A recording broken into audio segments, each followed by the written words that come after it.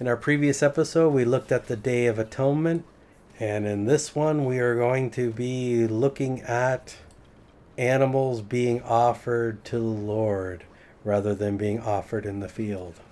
Leviticus 17:1. And the Lord said to Moses, 17:2, Tell Aaron, his sons, and all the Israelites, this is what the Lord has commanded.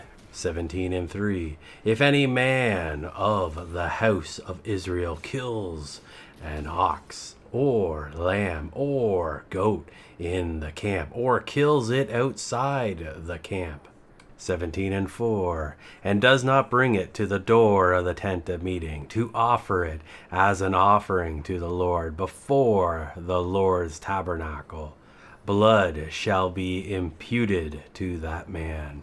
He has shed blood and shall be cut off from among his people.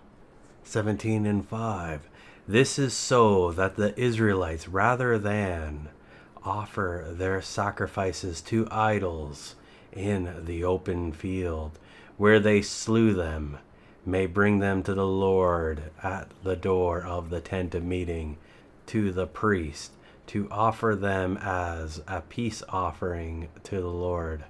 So the Israelites, they have left Egypt, but this was only recently. They still have a lot of Egypt left in their bones and in their blood. That needs to be purged. That's the whole purpose of the wilderness wandering, is to get the Egypt out of the Israelites. So there's a propensity for the Israelites to offer their animals in sacrifice to idols. This would have been something that they picked up down in Egypt and how they did things down in Egypt, and God is not really a fan of this stuff. So he's limiting the locations in which they can slaughter animals. Now this section here of the Bible really relates to what's going on right here during the wilderness wandering, because as the Israelites grow in size, the ability for them all to come to one central point to slaughter every single animal that they have to slaughter is not really feasible. And even here in this section, we don't see it being every animal. We have the ox, the lamb, and the goat. So the domestic animals that would regularly be offered to the Lord as offerings. So we have this idea that they can't just slaughter these animals out in the middle of nowhere to idols. And if they do slaughter it out in the middle of nowhere, that they need to bring a portion back and they need to offer it as a peace offering. Otherwise, the animals need to be slaughtered at the tabernacle. So it's been a long time since we've looked at idols, and it's a very broad topic, but essentially it is anything to replace the Lord God in your life, something else that you're trusting in instead of Him. Now, in those days, they had figurines, they would have carvings, they would have cast statues, they would have whatever, things made by hands that represented some sort of being, either some sort of demon or some sort of pagan thing, or even a concept or an idea like knowledge or logic, reason, lust, feeling, sensual pleasure. They would have all these different deities that would be representative of different forces that people could use to guide their life and how they would make their decisions. In the modern day, we don't really have the same level of carvings. At least they're not as popular as they were then, but people still worship these pagan deities. They just don't call them by the same names that they did back then. Leviticus 17:6, And the priest shall dash the blood on the altar of the Lord at the door of the tent of meeting, and burn the fat for a sweet and satisfying fragrance to the Lord. 17:7, So they shall no more offer their sacrifices to goat-like gods or demons or field spirits, after which they have played the harlot. This shall be a statute forever to them throughout their generations.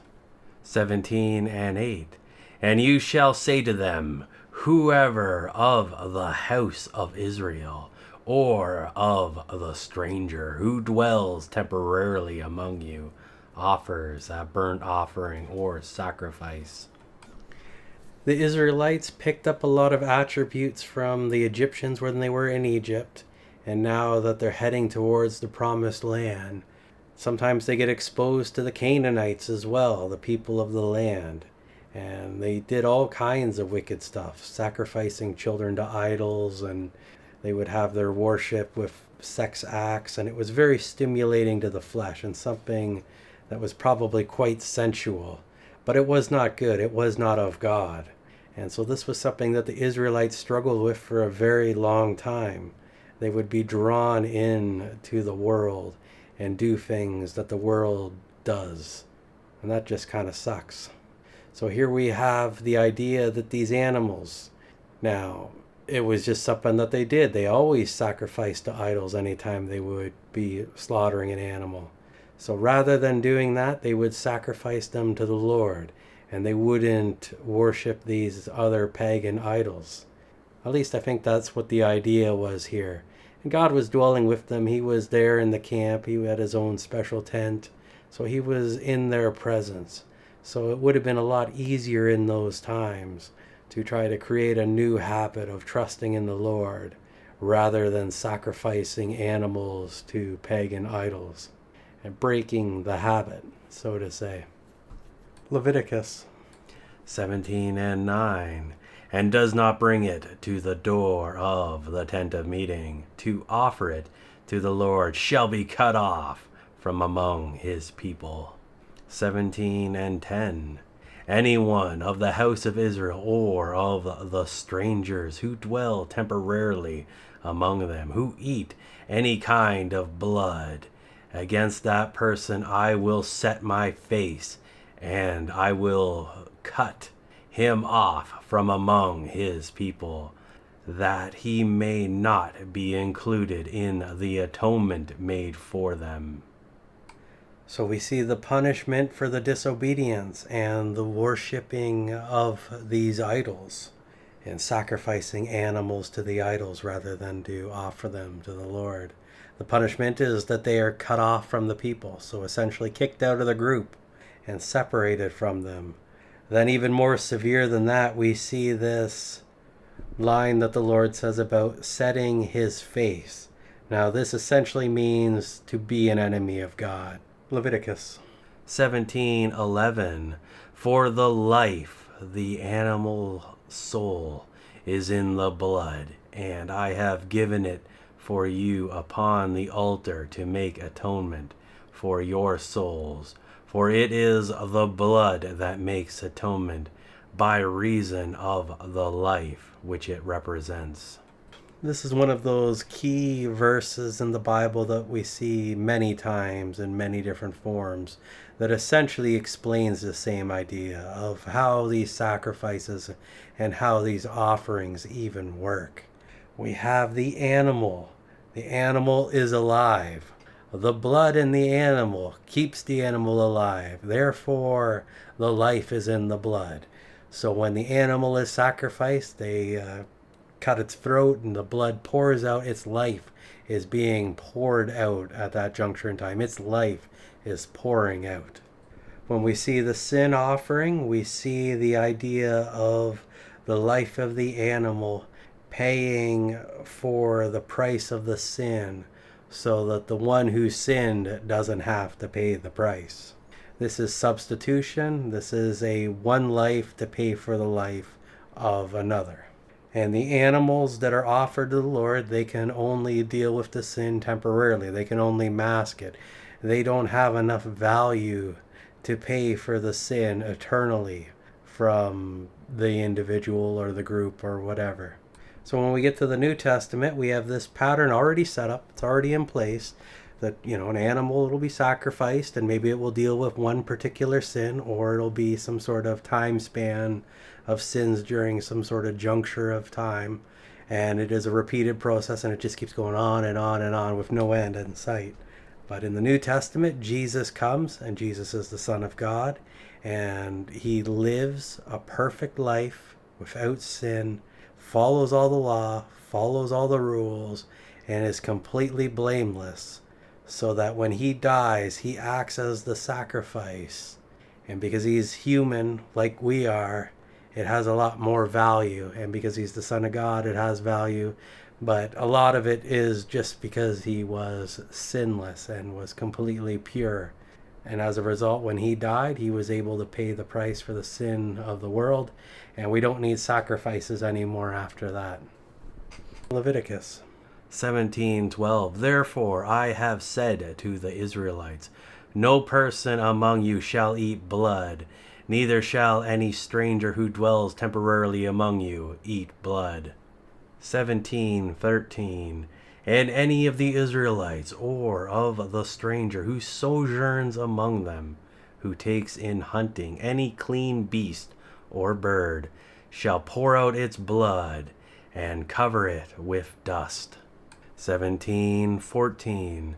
As for the life of all flesh, the blood of it represents the life of it. Therefore I said to the Israelites, you shall partake of the blood of no kind of flesh, for the life of all flesh is its blood. Whoever eats of it shall be cut off. So we have seen multiple times now where God has forbidden the consumption of blood. That the life is in the blood, and you're not supposed to be eating the blood, for that is eating the life of the animal, and that's kind of weird. A lot of this is simply here for foreshadowing purposes, so that people have an understanding of the sacrifices and the functionality and how they work and the importance of blood.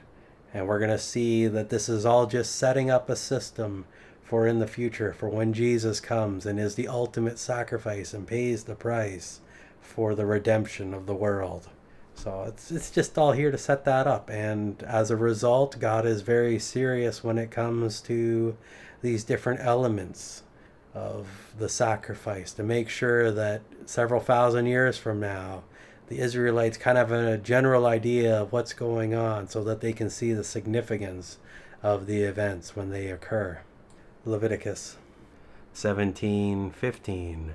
And every person who eats what dies of itself or was torn by beasts, whether he be native born or a temporary resident, shall wash his clothes and bathe himself in water, and be unclean until evening. Then shall he be clean. 17:16. But if he does not wash his clothes or bathe his body, he shall bear his own iniquity, for it shall not be borne by the sacrifice of atonement. So here we have the last two verses here of this chapter, and they seem to be going a different direction that we've seen previously from the rest of this chapter, but I could just be lacking the insight to see the connection. So we have the forbaying. We've seen this before. This was forbidden a couple of chapters ago. The idea of eating an animal that has died on its own. This version here in this particular chapter expands on this to an animal that is torn apart by beasts. So maybe they slayed it and then beasts went in there and tore it apart, or it died on its own and the vultures were tearing it apart. I don't know. Either way, it was meat that was not supposed to be consumed, forbidden meat. And we have the idea here that, if somebody does this, that they need to be cleaned up. They need to wash their clothes. They got to bathe. They got to get all cleaned up, and then they're okay. Of course, this could also be something unintentional.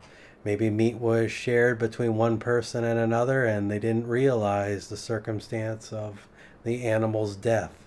And that would be unfortunate. So there's a lot of stuff that can happen. So it is conceivable that somebody could eat this animal and not be aware of the circumstance and be caught up, and then not get themselves cleaned up properly afterwards.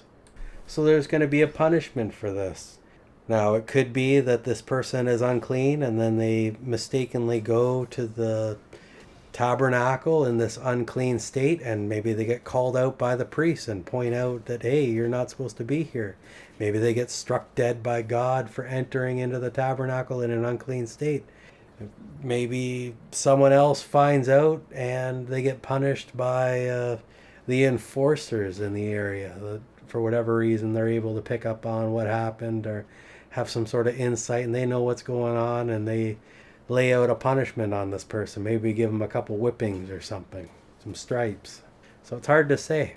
It could also be that down the road they need to pay the price for their sin, and that would be incredibly severe as well. So it's hard to say exactly how this is going to end for this person that does this sin, but it's not a good situation to be in.